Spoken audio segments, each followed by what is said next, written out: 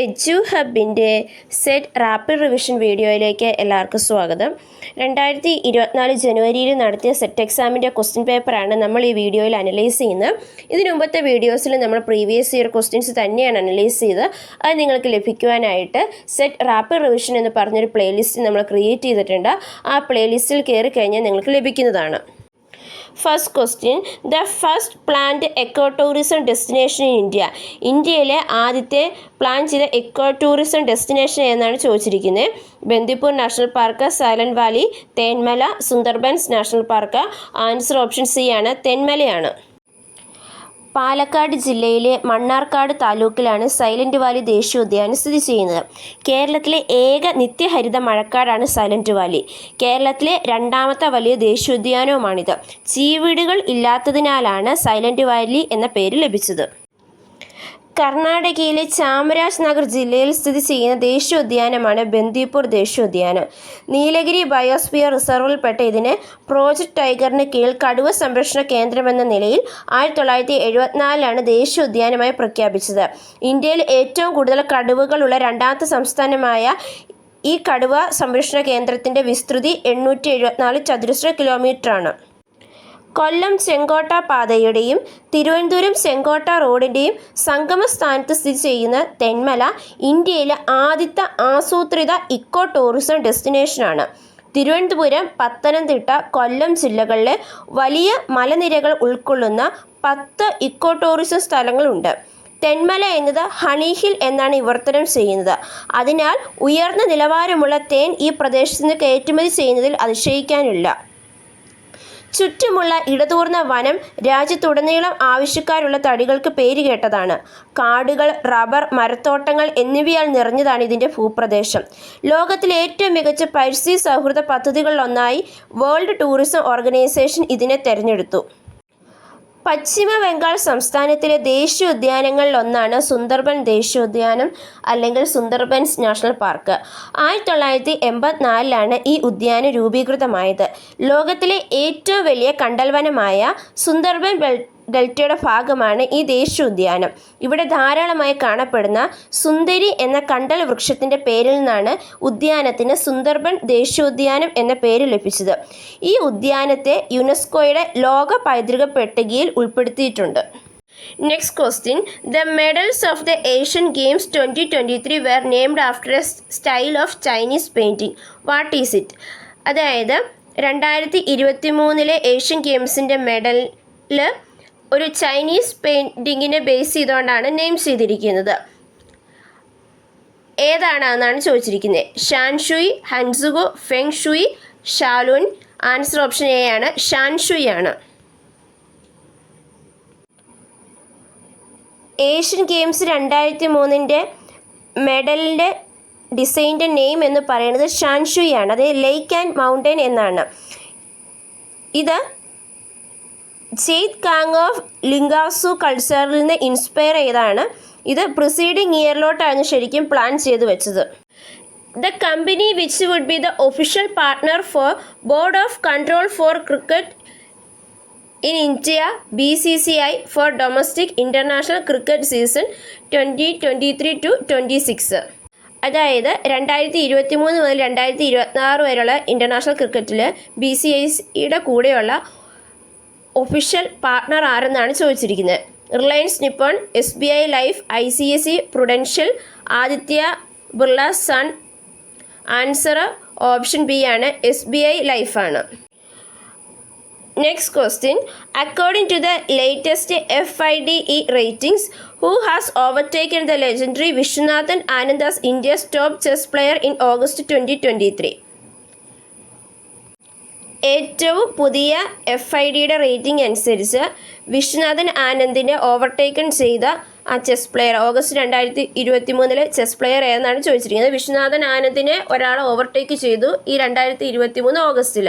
അത് ആരെന്നാണ് ചോദിച്ചിരിക്കുന്നത്. R Praggnanandhaa, Nihal Sarin, Vidit Gujrathi, D Gukesh. Answer option D ആണ്, ഡി ഗുഗേഷ് ആണ്. FIDE റേറ്റിംഗ് അനുസരിച്ച് ഗുഗേഷിന് 2758 ആനന്ദിന് 2754 ആണ്. അതായത് 17 വയസ്സുള്ള ഡി ഗുഗേഷാണ് അദ്ദേഹത്തിനെ ഓവർടേക്ക് ചെയ്ത്, അതായത് വിശ്വനാഥൻ ആനന്ദിനെ ഓവർടേക്ക് ചെയ്ത് ഹൈ റേറ്റഡ് ആയിട്ടുള്ള ഇന്ത്യൻ ചെസ് പ്ലെയറായി മാറിയത്.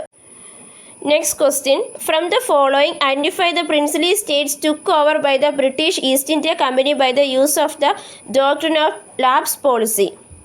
ഡോക്ട്രിൻ ഓഫ് ലാപ്സ് പോളിസി അനുസരിച്ചുകൊണ്ട് ബ്രിട്ടീഷ് ഇന്ത്യ കമ്പനി ഏറ്റെടുത്ത പ്രിൻസ്ലി സ്റ്റേറ്റ്സ് ഏതൊക്കെയാണെന്നാണ് ചോദിച്ചിരിക്കുന്നത്.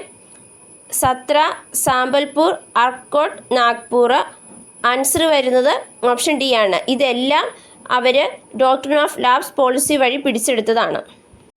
ഡോക്ട്രിൻ ഓഫ് ലാപ്സ് എന്ന് പറയുന്നത് ബ്രിട്ടീഷ് ഇന്ത്യ കമ്പനി 1859 കൊണ്ടുവന്ന ഒരു പോളിസിയാണ്. ഈ പോളിസി അനുസരിച്ച്,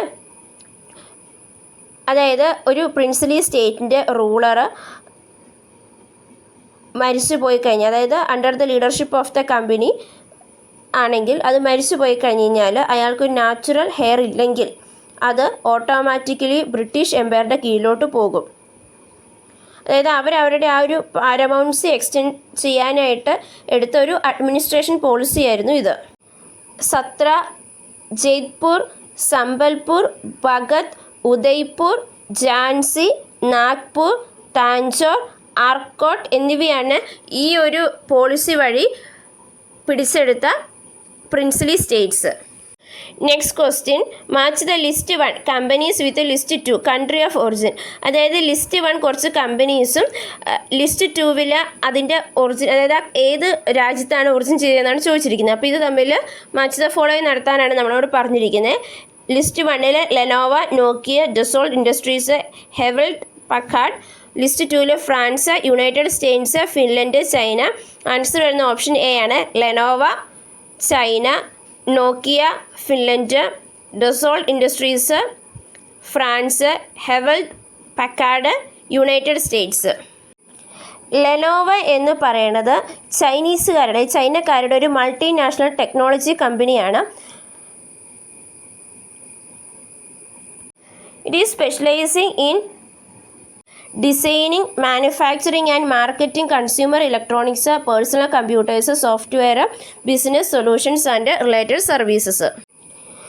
നോക്കിയ കോർപ്പറേഷൻ എന്ന് പറയുന്നത് ഒരു Finnish multinational telecommunication, information technology and consumer electronics കോർപ്പറേഷനാണ്.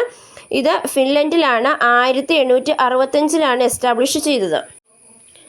Dassault system അല്ലെങ്കിൽ ഡസോൾട്ട് ഇൻഡസ്ട്രീസ് എന്ന് പറയുന്നത് എൻ്റെ അബ്രിവേഷൻ എന്ന് പറഞ്ഞാൽ 3Ds എന്നാണ്. ഒരു ഫ്രഞ്ച് മൾട്ടിനാഷണൽ സോഫ്റ്റ്വെയർ കോർപ്പറേഷനാണ്. അത് 3D product design, simulation, manufacturing അല്ലെങ്കിൽ മറ്റ് 3D റിലേറ്റഡ് പ്രോഡക്ട്സിൻ്റെ സോഫ്റ്റ്വെയർ ഡെവലപ്പ് ചെയ്യുകയാണ് ചെയ്യുന്നത്. ഹെവലറ്റ് പക്കാർഡ് കമ്പനി, അതായത് നമ്മുടെ HP, അതാണ് ഇതുകൊണ്ട് ഉദ്ദേശിക്കുന്നത്. ഇതൊരു അമേരിക്കൻ മൾട്ടിനാഷണൽ ഇൻഫർമേഷൻ ടെക്നോളജി കമ്പനിയാണ്. ഇതിൻ്റെ ഹെഡ് ക്വാർട്ടേഴ്സ് കാലിഫോർണിയയിലാണ്. അതായത് wide varieties of hardware components, software related service to consumers, small and medium sized business, fairly large companies including customers in government, health and education സെക്ടേഴ്സൊക്കെ develop ചെയ്യുകയും produce ചെയ്യുകയും ചെയ്യുന്ന ഒരു കമ്പനിയാണിത്. നെക്സ്റ്റ് ക്വസ്റ്റ്യൻ, അത് match the following ആണ്. Match the following list 1 AI based programs with list 2 producers. List 1 chat GPT, Bard, Ernie, chat സോണിക്കാണ്. List 2 Baidu, സമനയു, ഗ്യാർ, ഓപ്പൺ AI, ഗൂഗിൾ എന്നിവയാണ് തന്നിരിക്കുന്നത്. ഇവിടെ ആൻസർ വരുന്ന ഓപ്ഷൻ ബി ആണ്. Chat GPT, open AI, Bard, Google, Ernie, Baidu, chat Sonic, സമന്യു, ഗാർക്ക്.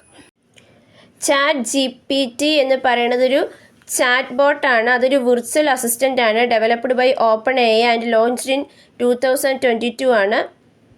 ഇത് ലാർജ് ലാംഗ്വേജ് മോഡൽസിനെ ബേസ് ചെയ്തുകൊണ്ടാണ്. ഇതിൻ്റെ ഡെവലപ്പേഴ്സ് ഓപ്പൺ AI ആണ്. പ്ലാറ്റ്ഫോം ക്ലൗഡ് കമ്പ്യൂട്ടിംഗ് പ്ലാറ്റ്ഫോമാണ്.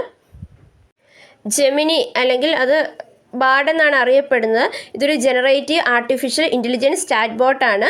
ഇത് ഡെവലപ്പ് ചെയ്തിരിക്കുന്ന ഗൂഗിളാണ്. ഇതും ലാർജ് ലാംഗ്വേജ് മോഡൽ LLMനെ ബേസ് ചെയ്തുകൊണ്ടാണ്. ഇത് 2023 ലോഞ്ച് ചെയ്തത്.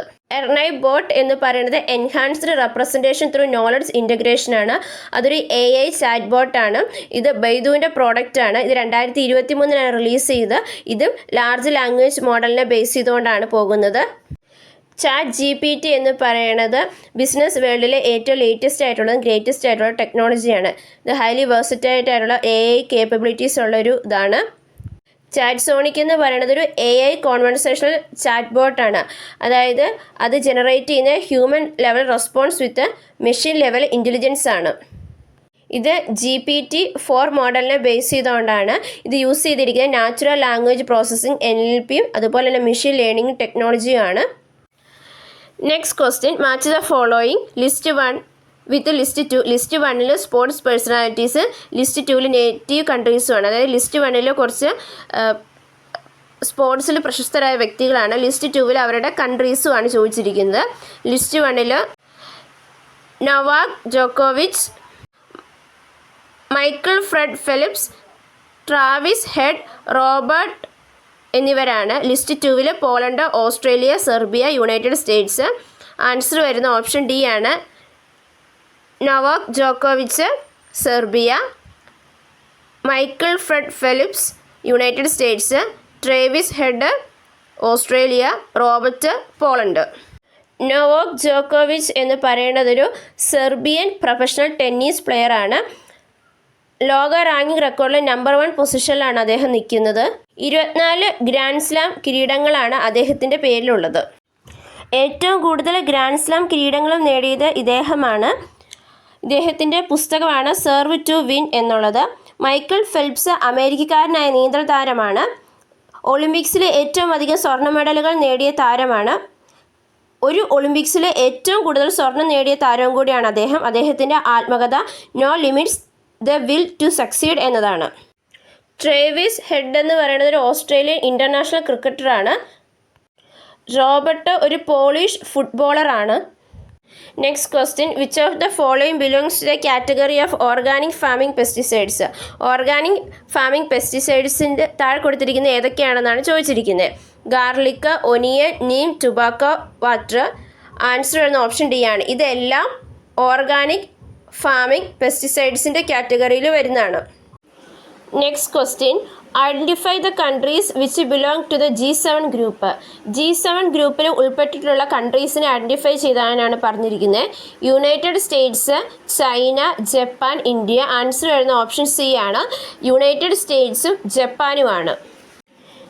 ഗ്രൂപ്പ് ഓഫ് 7 G7 എന്ന് പറയുന്നത് ഒരു informal grouping of 7 of the world's advanced economies ആണ്.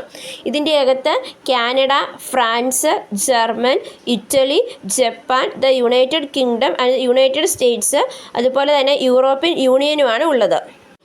ഇതൊരു ഇൻ്റർ ഗവൺമെൻറ്റൽ ഓർഗനൈസേഷനാണ്. വാഷിങ്ടണിലാണ് ഇത് ഫൗണ്ട് ചെയ്തത്. ഇതിൻ്റെ ഫൗണ്ടർ ലൈബ്രറി ഗ്രൂപ്പാണ്. ഇതിൻ്റെ പർപ്പസ് എന്ന് പറഞ്ഞു കഴിഞ്ഞാൽ പൊളിറ്റിക്കൽ ആൻഡ് എക്കണോമിക് ഫോറമാണ്. ഇതിനെ ഫോർമലി കോൾ ചെയ്യുന്നത് ലൈബ്രറി ഗ്രൂപ്പ് അല്ലെങ്കിൽ ഗ്രൂപ്പ് ഓഫ് 6 എന്നൊക്കെയാണ്. ഇത് ഗ്ലോബൽ ഇഷ്യൂസിനെ പറ്റി ഡിസ്കസ് ചെയ്യുന്നതും അതുപോലെ തന്നെ സൊല്യൂഷൻസ് കോർഡിനേറ്റ് ചെയ്യുന്നതൊക്കെ ഒരു ഫോർമലായിട്ടുള്ള ഹൈ പ്രൊഫൈൽ വെന്യൂ ആണ്. അതായത് ഇതിൻ്റെ ഏരിയ എന്ന് പറയുന്നത് ട്രേഡ്, സെക്യൂരിറ്റി, എക്കണോമിക്സ് അതുപോലെ തന്നെ ക്ലൈമറ്റ് ചേഞ്ചുമാണ്. സോ നമ്മളിന്ന് 10 ക്വസ്റ്റ്യൻസും അതിൻ്റെ ആൻസേഴ്സുമാണ് അനലൈസ് ചെയ്ത്. ഇത് നിങ്ങൾക്ക് മനസ്സിലായെന്ന് വിചാരിക്കുന്നു. ഈ വീഡിയോ നിങ്ങൾക്ക് ഇഷ്ടപ്പെട്ട് കഴിഞ്ഞാൽ ലൈക്ക് ചെയ്യുക, ഷെയർ ചെയ്യുക, കമൻറ്റ് ചെയ്യുക. നമ്മുടെ ചാനൽ സബ്സ്ക്രൈബ് ചെയ്യാത്തവരാണെങ്കിൽ സബ്സ്ക്രൈബ് ചെയ്യുകയും തൊട്ടടുത്തുള്ള ബെൽ ഐക്കണിൽ ക്ലിക്ക് ചെയ്യുകയും ചെയ്യുക. താങ്ക്